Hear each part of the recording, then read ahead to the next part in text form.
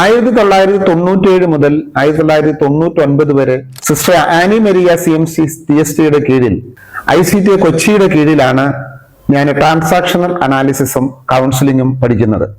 ആ സമയത്താണ് എൻ്റെ നാട്ടുകാരൻ തന്നെയായ ജോസഫ് ജോൺ സാറിനെ ഞാൻ പരിചയപ്പെടുന്നത്.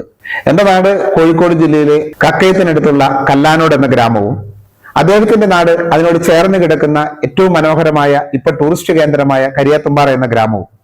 പക്ഷെ ഞങ്ങൾ പരസ്പരം മനസ്സിലാക്കുന്നതും അടുത്തറിയുന്നതും കൂടുതൽ പരിചയപ്പെടുന്നതും ഒക്കെ ഈ കാലഘട്ടത്തിൽ ഈ കോഴ്സിലൂടെയാണ്.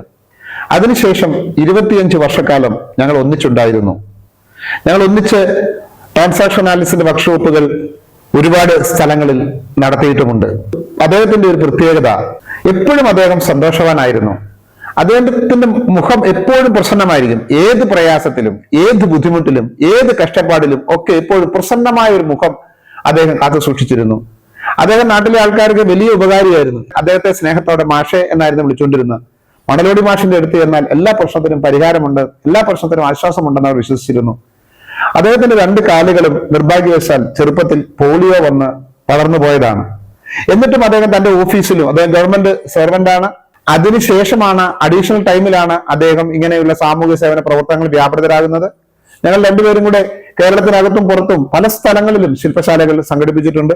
അപ്പൊ ഞാൻ അദ്ദേഹത്തോട് ചോദിച്ചു, കുഞ്ഞേട്ടാ, നിങ്ങളുടെ 2 കാലും നിങ്ങൾക്ക് വയ്യല്ലോ, നിങ്ങളൊരു വടിയുടെ സഹായത്താലല്ലേ നടക്കുന്നത്, പക്ഷെ നിങ്ങൾ എപ്പോഴും സന്തോഷവാനാണല്ലോ.